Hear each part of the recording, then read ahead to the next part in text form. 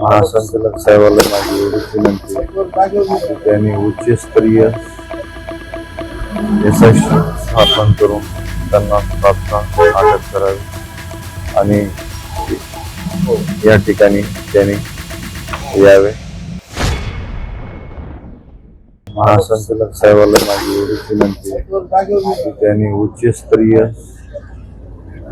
यशस्वी स्थापन करून त्यांना तात्काळ अटक करावी आणि या ठिकाणी त्यांनी यावे. आज सभागृहामध्ये आहेत त्यांची भेट घ्यायला जाणार आहेत. पोलिसांकडे कशा पद्धतीने एक तपासणी दिली आम्ही पत्र तयार केले, त्यांची भेट घेण्यासाठी जाणार आहेत. आमचे पोलीस प्रशासनाकडून वरिष्ठ अधिकारी तुम्हाला भेटायला आलेलं आहे का? त्यांनी काय आश्वासन कोणी नाही. आता काय मागणी आहे? त्यांना तात्काळ अटक करावी. कटामध्ये अनेक जे 2 कटामध्ये सामील असलेले जे 2 आरोपी आहेत त्यांना आणि त्या सोन्याला तात्काळ अटक करावी. तिसरा दिवस आहे आणि वरिष्ठ अधिकारी तुम्हाला भेट देण्यासाठी आलेले नाही. आता पुढचं पाऊल काय राहील? त्यांना आता माझा राजकीय वर असताना माझा प्रशासनाला बळी घ्यायचा हे स्पष्ट दिसत आहे. सर्व प्रेस मीडिया, इलेक्ट्रॉनिक मीडिया, सर्व पत्रकार बंधू भगिनीचे या ठिकाणी आपले आभार या ठिकाणी व्यक्त करतो. आजच्या या मुख्य अशा पत्रकार परिषदेमध्ये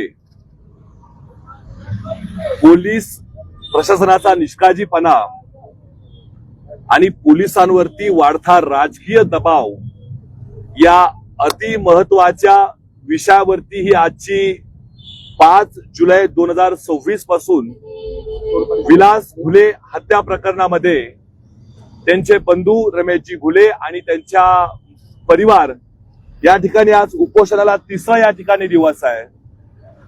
3 दिवस होऊन सुद्धा जी फिर्यादीचं या ठिकाणी मत आहे की खासदार पुत्र सौरभ बजरंग सोनवणे यांना अद्याप सुद्धा या ठिकाणी अटक झाली नाही, याकरता ही प्रेस कॉन्फरन्स आयोजित केलेली आहे.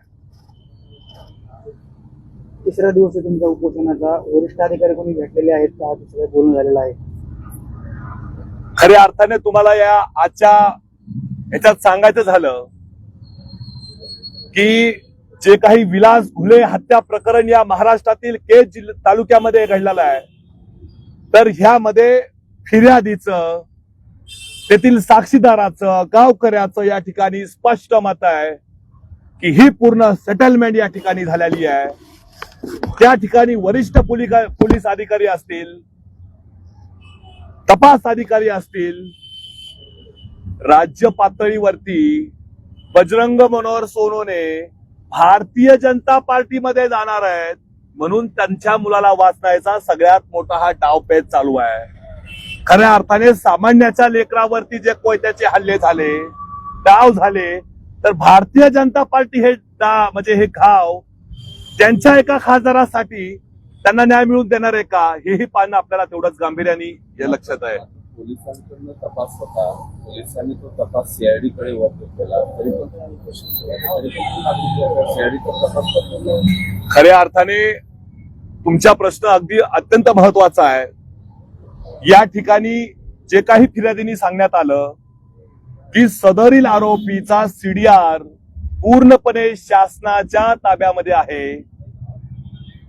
खासदार बजरंग बाप्पा सोनवणे यांचे खाजगी पीए असतील, त्यांच्या कॉलद्वारे जे काही आरोपी आहेत हे आरोपी संगनमताने करून त्यांच्यावरती त्यांना ताकद देऊन हा कट कारस्थान रचून या ठिकाणी खून करण्यात आलेला आहे.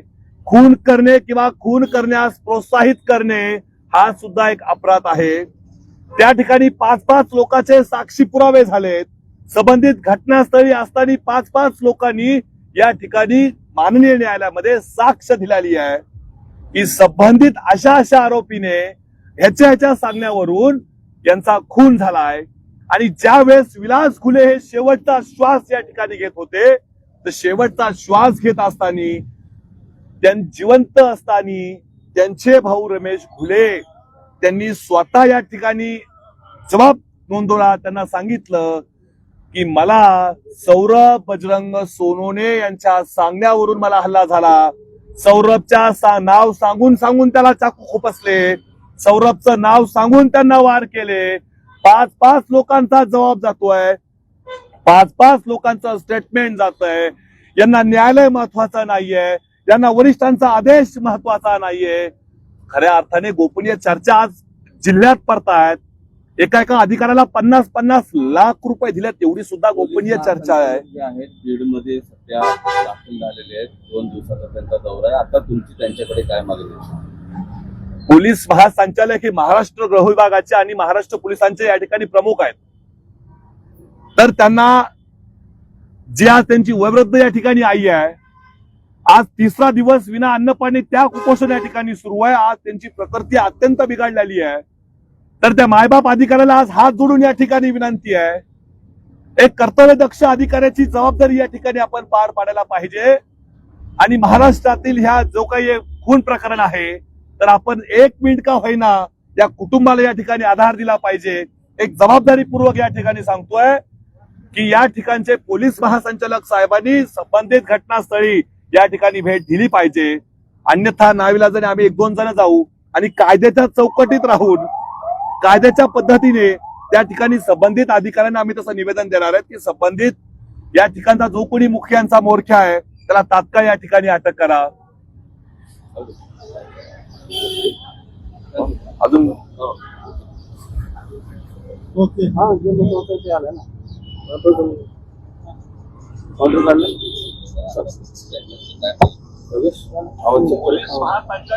थँक्यू. ओके बाकी काही विषय नाही. अजून विषय आहेत ना? बोला ना तुम्हाला काय बोला ना. दुसरा एखादा विषय सांगायचा असला सांगा तुम्हाला.